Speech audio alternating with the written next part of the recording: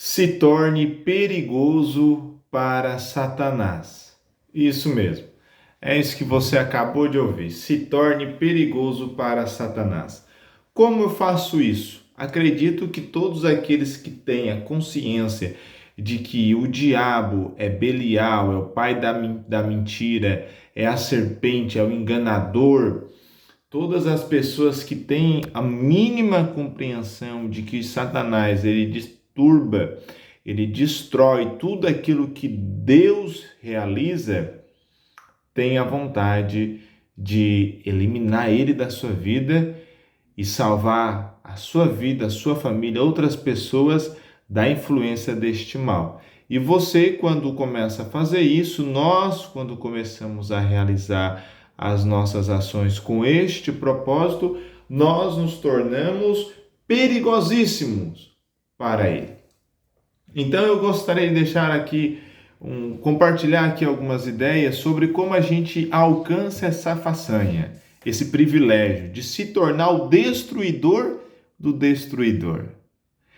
Em Mateus, no capítulo 7, no versículo 24, Jesus ele vai contar a parábola do homem sábio e do insensato.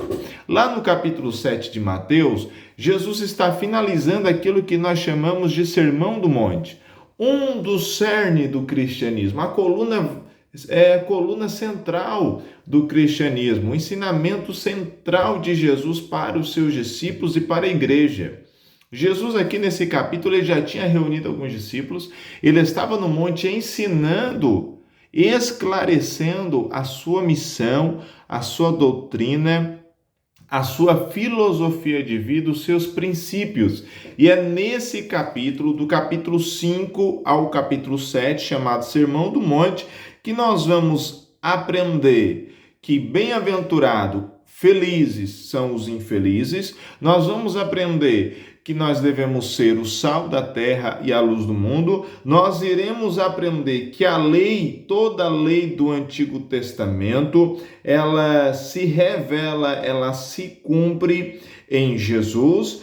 Nós vamos aprender coisas como, antes de deixar a oferta no altar, nós devemos nos reconciliar com os nossos irmãos. Vamos aqui, neste mesmo Sermão do Monte, desfrutar de princípios de casamento. Vamos aprender que o adultério é pecado, que o casamento é sagrado, que nós não podemos agir com vingança, que nós não podemos perseguir, matar, destruir a vida daqueles que muitas vezes querem o nosso mal, mas muito pelo contrário, nós temos que orar por eles. Nós temos que interceder a Deus pela vida deles, porque se nós não fizermos isso, não teremos diferença nenhuma dos incrédulos, dos ímpios, porque o homem carnal, ele já tem por instinto matar o seu próximo, que ofendeu, que entristeceu, que competiu. Então, o cristianismo ele já tem uma pegada diferente, já tem um olhar diferente para a nossa existência. O cristianismo foca em fazer a vontade de Deus aqui na terra e não a do homem. E a vontade de Deus é que haja comunhão, que haja amor, que haja respeito, que haja ética. E isso, independente da ocasião, deve ser o princípio, deve reinar. Como viver no reino? Nós aprendemos aqui que nós devemos ajudar as pessoas sem tocar trombone, sem querer se aparecer em outdoor, sem querer a fama para nós. Jesus, nesse capítulo aqui, no capítulo 6, no Sermão do Monte, também nos ensina sobre oração. É aqui que Jesus fala sobre a oração do Pai Nosso, sobre aquele famoso texto, pedir, dar-se-vos-á, buscar, encontrarei, bater, abrir-se-vos-á, porque o que busca, encontra, o que bate, se abre, o que pede, recebe. É aqui que nós vamos aprender a jejuar, que jejuar é adorar a Deus, que Deus vê tudo que nós fizemos em secreto, tantas coisas boas quanto as coisas más, Deus está de olho em nós. Deus está contemplando você assistindo esse vídeo.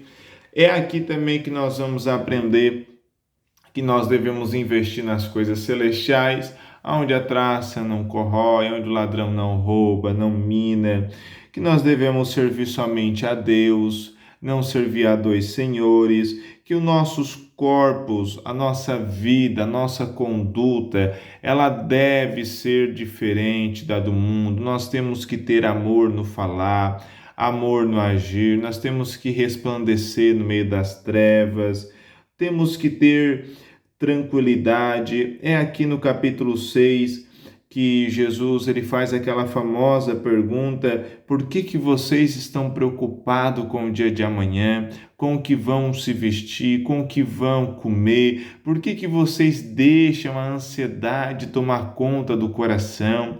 Por que vocês deixam as preocupações terrenas dominar vocês? Vocês será que não crê que Deus providencia, que Deus criou e que a criatura, que os seus filhos são mais importantes do que as outras demais coisas existenciais?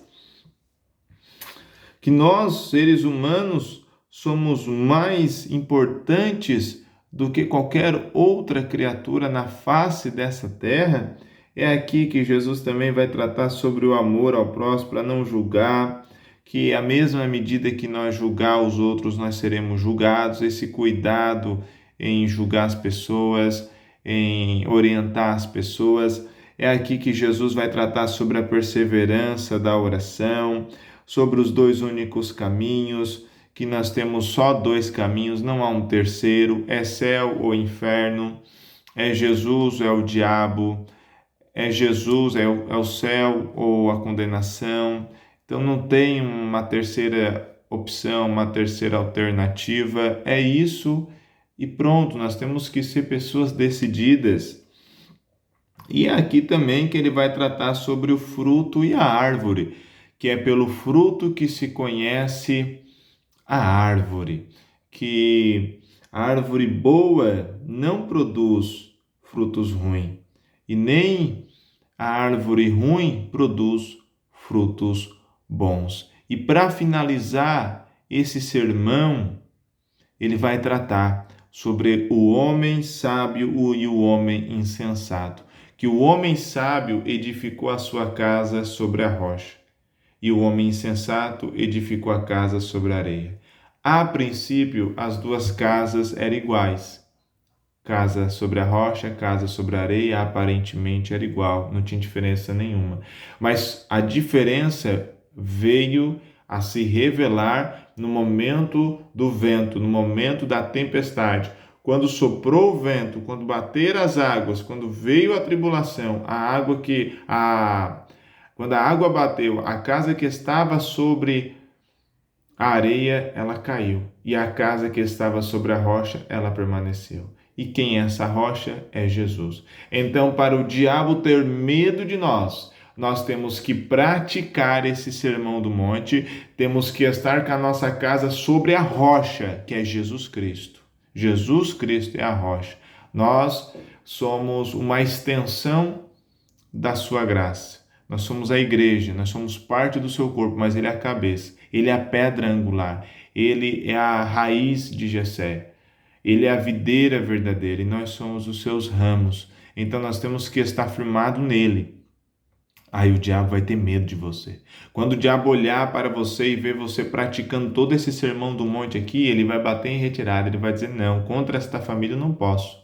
Contra este casal, contra esses jovens, eu não posso. Ele vai fugir, você vai se transformar perigoso para o diabo, porque as trevas têm medo da luz, o medo tem medo da coragem, o pecado tem medo da santificação. Então se santifique, busque, ore, pratique esta palavra. A diferença não é só conhecer. Jesus falou que a diferença entre o sábio e o insensato é a prática de construir a casa. É os alicerces. Então, construir a casa envolve muitas coisas. Se você quiser que eu me aprofunde mais nesse tema, comente aqui nesse vídeo aqui abaixo nos comentários, curta, compartilhe, acione o sininho e nós vamos estar trazendo mais também desse assunto aqui no canal. Então, permaneça firme, leia. Eu, irmãos, sou sincero em falar. Todos os crentes deveriam saber até de cor esse Sermão do Monte. Ler deveria ser parte fundamental de todo cristão. Ler e decorar, entender, compreender o Sermão do Monte. Toda igreja deveria ter isso com base também do discipulado. Fazendo assim, o diabo terá medo de você. Pratique a verdade, viva a verdade e a mentira correrá da sua vida. Que Deus abençoe.